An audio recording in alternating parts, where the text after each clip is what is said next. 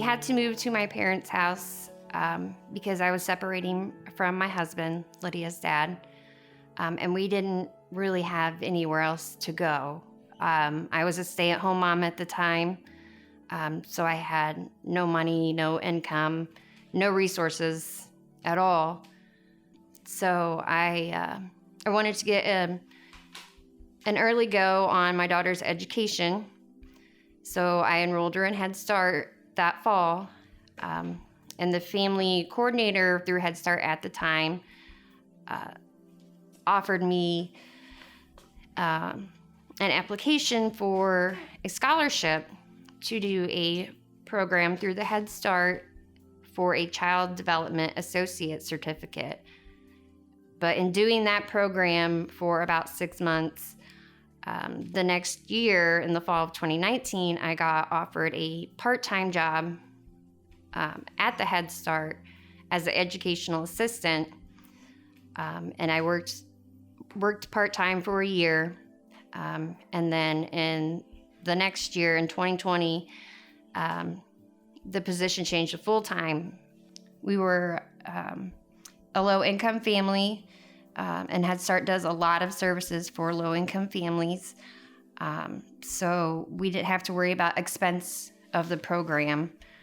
And it was just a good way for us to kind of start things up and get a head start on her education. And it got my foot in the door for my career, which I actually really love. They help families find out information for housing options.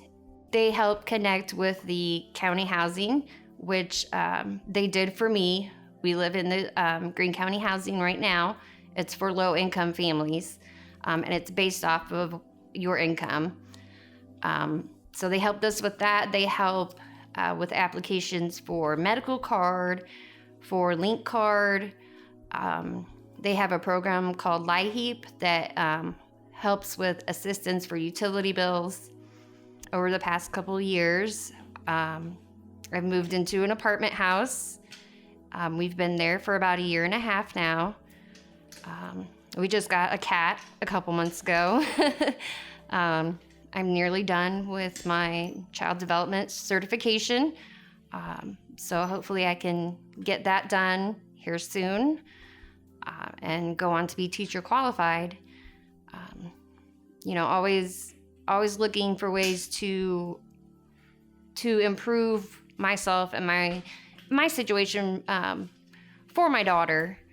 Because I am a single mom, I feel like I have a lot of pressure on me, and I want to do the best that I can for her. So that was kind of my initial driving force behind the Head Start program and the internship program that I'm doing with them. And in the process of all that, I found out that I really love working for Head Start. Just to see them excited to be here in the morning and to see their face light up when they learn something new or they figure out how to write their name. And it makes me excited to come to work, to see their smiles and to get to know them and find out about their lives. And it's really hard to see them when they age out of the program and they go on to kindergarten. Someone that has really helped me a lot in my Head Start journey is my friend Carla Benner. She is the lead teacher in the classroom that I'm assistant in. We actually graduated high school together and lost touch for a very long time. And then we both started here around the same time, just by happenstance, and we reconnected, and she's been really amazing in guiding me through learning how Head Start works, learning how to work with the children. I don't know where I would be without her at this point, so she really has become my best friend. Nobody gets married expecting to end up divorced. It was a plot twist. But I've got my daughter, and she gets me through the day, and we're doing it together. Yeah, if I have her, I can make it through anything. I have to. She's depending on me, and I'm not gonna let her down.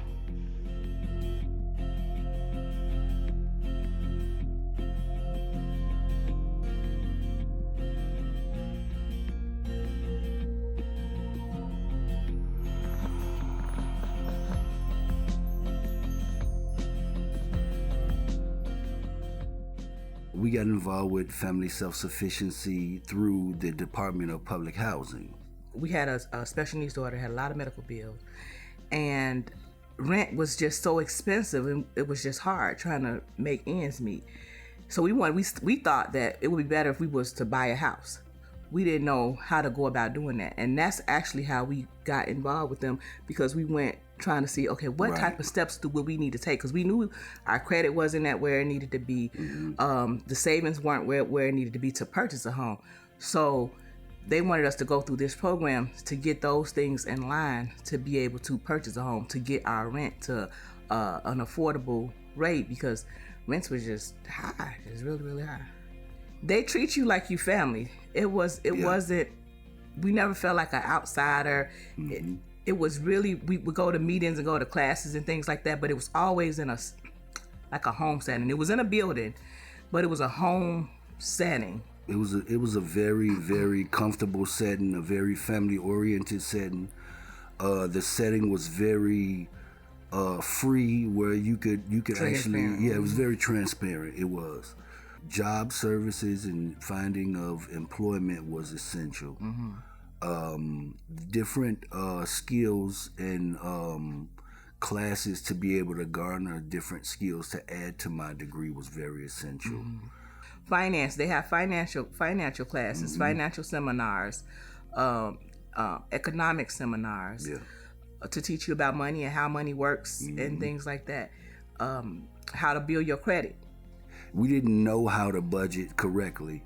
We thought that you pay your bills and then whatever you have left over, you have to spend, and then through different disciplines that we were taught and different disciplines that we created for ourselves, we realized that that wasn't the way to do it. You have to watch every single penny and tell it where to go. I think at first we just needed that extra somebody looking over your shoulder. Did you do this? And did you do that? And did you do this? And it kind of felt good when, check mark. And it worked. It just worked. Now we don't need somebody looking over our shoulder, because it's automatic now. Yeah. One of the things that they did was Nia needed physical therapy. She went to so many different doctors and everything and they wouldn't really give her physical therapy, because they say physical therapy is for someone that they think is going to get better. Well, Nia's condition was kind of like, this is who she was. So they didn't want to give her physical therapy, but physical therapy would help with her day-to-day life. Yeah. So Flora, she asked me, did I ever hear about Marion Joy? I said, well, I have, because I used to take care of someone through Marion Joy. And so she did something on her end. I don't know what she did, but she gave me a phone number, and I called, and I got through, and they had a meeting with us, and they gave her physical therapy, and she was able to get swimming lessons. So that gave her an activity to be able to do outside of the house. But that was just one of the hugest things to be able to give her that. And she did that, and we had gotten told no so many times, no. And then we finally got a yes. And we did that for months. She was able. 6 months. Yeah, she was able to get that, and we didn't have to pay a penny. Even like when she passed, Flora was very, very supportive. She was, they gave a lot of support and care during that time. They even reached out, and if you need counseling, if you need, grief therapy, whatever, they were just really supportive. And I guess I don't know who trained them, but they really are skilled with knowing just knowing what to say and not to oversay and not to. It was just really, really comfortable, Yeah. with dealing with that whole process. Flora was amazing. We've been together so long that we've been through ups and downs and different hills and valleys, but the passing of our daughter and her relearning who she is as a person and as a parent, that's very, very different for her. So I'm just standing on the sideline being a cheerleader right now. So we want to buy a home. We have some savings set aside for that. We got our credit up, so we building that even more. We want to move out of state. We're looking at that. He wanted to land full time, so he did. He got the full time employment. We literally have done a 360 because of the assistance that we were given, the information that we were given. We're doing better, and we're seeking to actually do even better. I thank Family Self-Sufficiency for everything that they've done for us, all the information that they've given us, all of the times that they had us come out and we didn't feel like getting out of the bed, all of the times that they had us come out and I was just getting off work. Every single trip was worth it. All of the resources, all of the phone calls, all of the emails, everything, I appreciate it all because it helped me get from I can do better to I know better. And those are two very different places in my mind now. I know I can do better, but how do I do better? You have to put that how do I do it in the middle in order to get to I know I am better. So that's what I would like to say.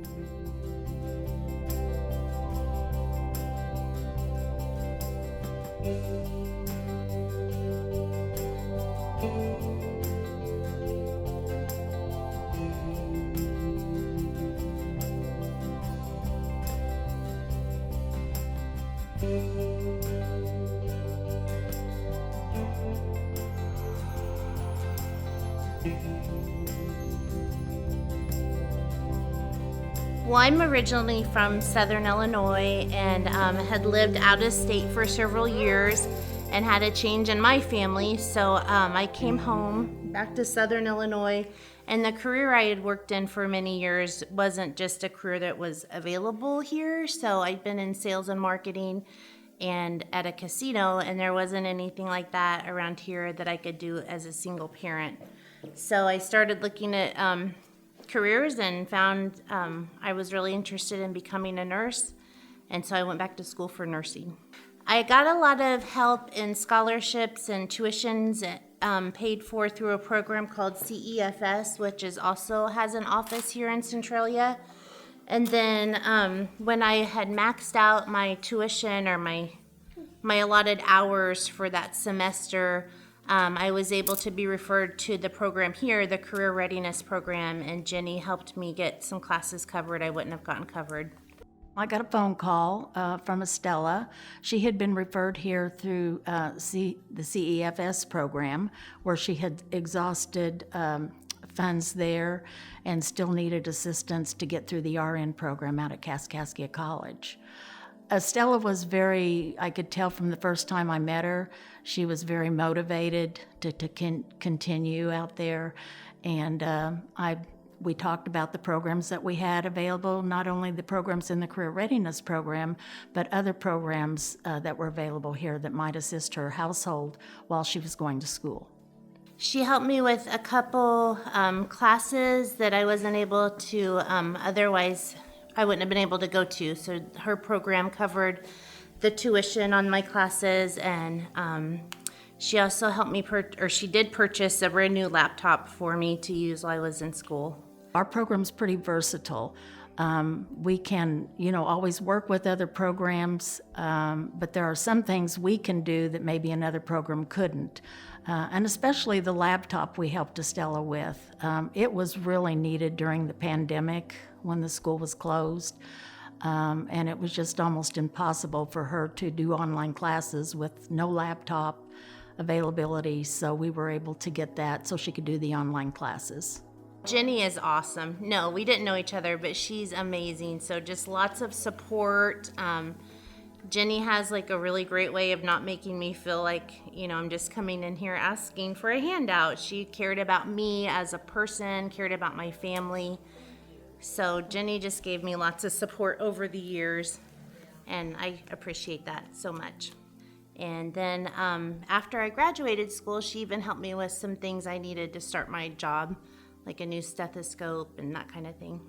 She's completed the program, and our career readiness can also, I advised her that when she did find a job, that we could help her with initial employee needs, for her work. So we did help her with scrubs, stethoscope, things like that, shoes, that she had to have a certain type of shoes. So our program can do that. So we assisted her with that, and from then on, she was on her own. It was a little bit challenging, and it felt a little, embarrassing at times to have to ask for help and to seek out those opportunities. And but I never felt like looked down upon or less than when I came in here. I always felt treated well, and Jenny's been awesome to me, and actually everyone here has. I think Estella she's just been a very good role model for her family. I know it's a struggle. I've never been in that position to be a single mom with 3 kids on my own. So I can only imagine what kind of support you really do need, some support. We just tried to give her the support she needed here at BCMW and the resource she needed, really. She always had it, she always on her own, I knew she was motivated, but with the additional resources and programs here, I think it really helped her be successful.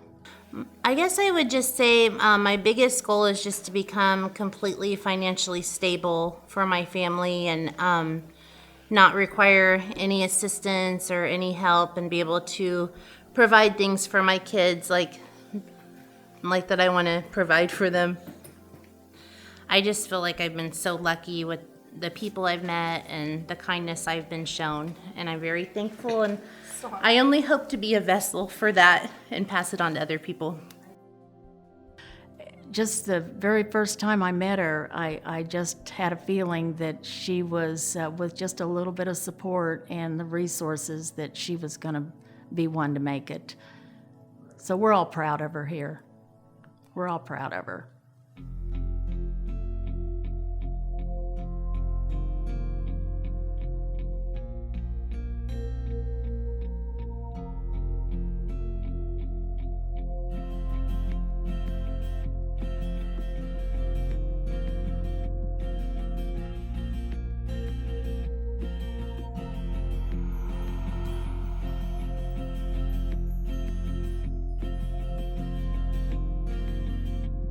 I am a single parent mom of 2 beautiful kids, a son named Charles and my daughter named is Rainey. And I got introduced into Rockford Head Start originally by my grandmother, because she adopted her great niece. I had some issues with my son with his speech, so I wanted to get that corrected, and then they offered me or introduced me into Rockford Head Start because they have so many different programs that can help with the child's development in speech and cognitive skills and language and things like that. So when we got introduced into the program, the teachers, they worked with me to work with him to do the proper things that I needed to do and learn the strategies that I needed to learn to properly get him to where he needs to go with his speech learning. And now, since my daughter, she followed his footsteps and she's in the early Head Start program, she started talking so fast, like before she turned 2. From the moment I met her, she was electrifying. Her attitude, her willingness, and her desire for success. And even though she had obstacles, a lot of different personal things going on in her life, she remained steadfast, and she remained resilient, and she remained solution-focused and open to the things that we had to offer. The program, it really just, it benefited me in so many ways. it got me where I'm at today, getting this award. I'm on policy council. I have been on policy council for 2 years now, and I went to the convention in Springfield last year in March, and I just got a better feel at what Head Start is trying to, offer to families in need, low income, anyone that wants to further their kids' education and also their self. There's a lot of opportunities involved at Early Head Start, and I am so thankful to be a part of that. Being a mediator on the Policy Council, I am there to represent all parents in the community and also myself. And I listen to the different views that the schools have and that the City Hall has. I am a facilitator for our Parent Cafe, which we started back up in November 2020. I met Markayla doing the Parent Cafes, and I was so impressed with the leadership skills that she came with. She was awesome. She knew how to treat people. She knew how to work through difficult situations. She was flexible with her staff. She was very kind to whatever was going on in their life.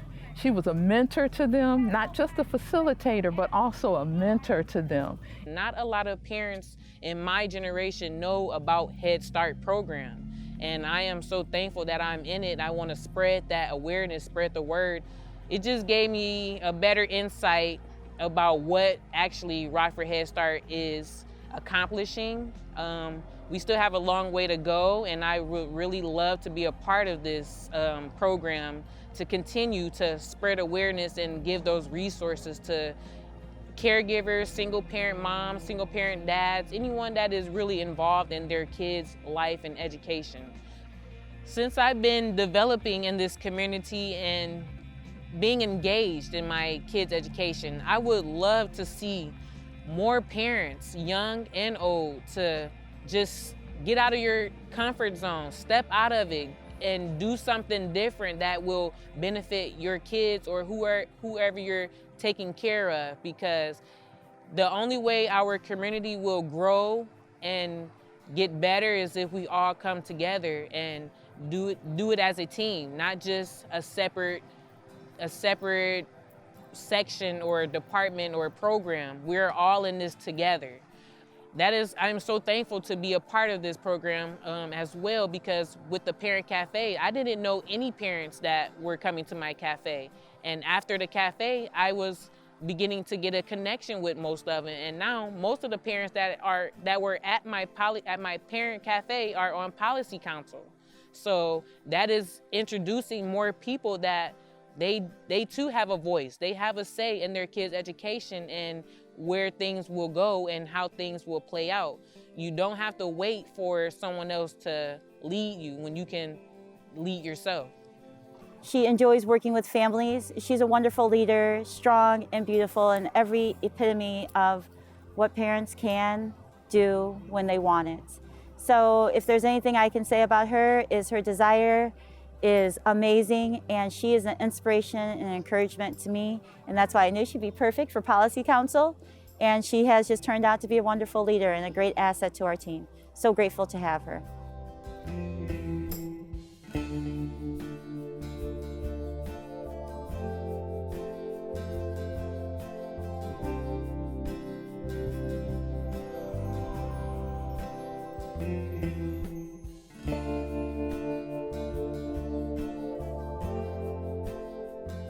Hi, we're the Lehmans, Matt, Taylor, Bradley, and Chase.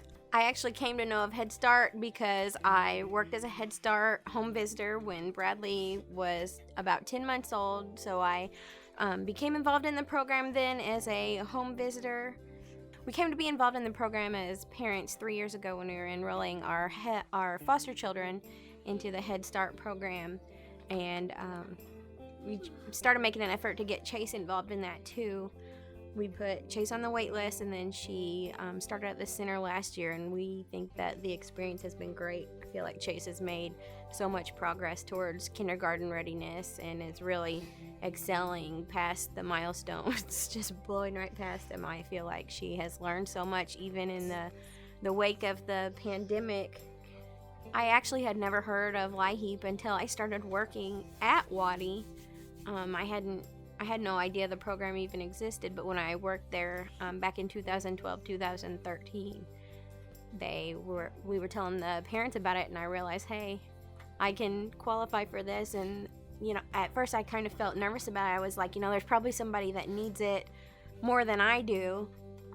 But they were like, it's a grant funding, we need to use up all of the grants. So it's like, if you qualify, you should use it to make sure that that amount of funding is still available. I started my daycare in January 2015, and I had been doing that for about 6 months when Matt had started looking for a new job, and all of the jobs that he was interested in was more of a lateral move. There wasn't any room for advancement at his company, but with his level of education, there weren't really any jobs where he could move up the pay ladder or anything. So we started talking about the idea of him going back to school.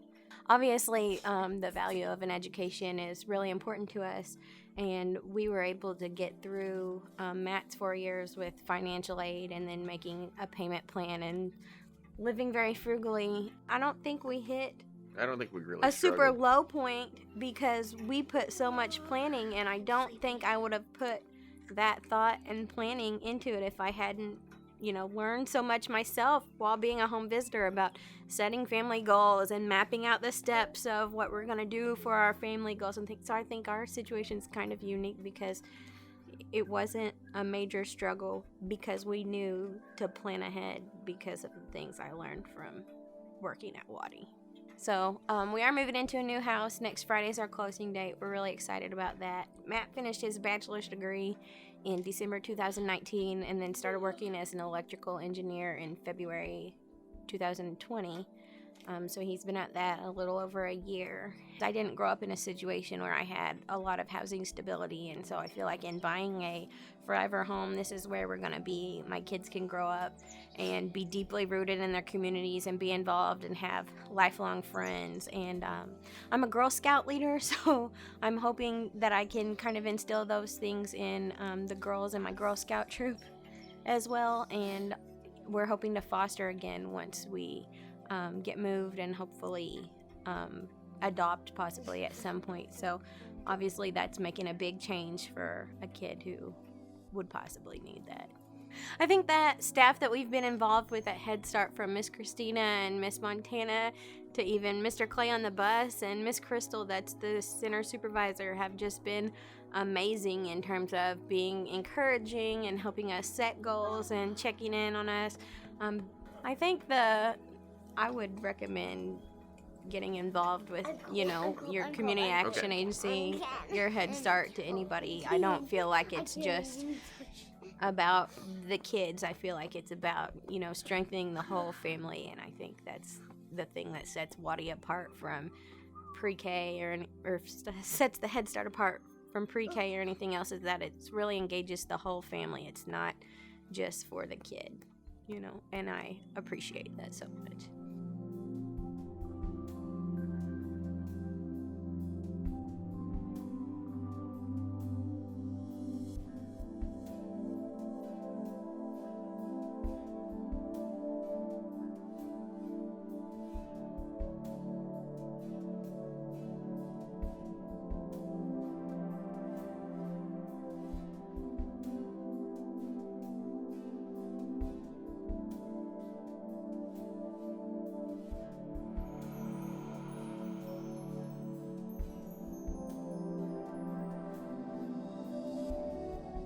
I was 16 and I just started hanging out with the wrong people and I started doing meth. At first it just started, I was using it and, hanging around people, and then I got involved in the criminal part of it, which I know using and possession is an offense, but I'm talking about like manufacturing meth, buying pills so I could support my habit. Because when I first started doing it, it was like Sudafed meth where they cooked it, made it, and all that stuff. So I would contribute in getting anhydrous and buying pills to support my habit, and it was just like a nonstop thing. And when I went to prison, I was 22. So from 16 to 22, I was heavy into drugs. And then I was in prison. I did 9 years. I did 4.5 of 9 years for manufacturing meth. Toxic relationships are so a part of this. Like, I was never ready to be in a relationship. I didn't love myself, so I was putting myself in these toxic relationships that usually ended up in me relapsing. So I ended up relapsing, and then I started going to jail and stuff again. So almost 5 years after I've been out of prison, and and that landed me here. Tiffany came to Western Egyptian July of last year for community service, and she needed a couple hours, and I remember her shredding papers in my office, and we were talking, and I remember she had such great potential, and I saw that Tiffany knew what she was doing, I guess, in a sense, that even though she was afraid, even though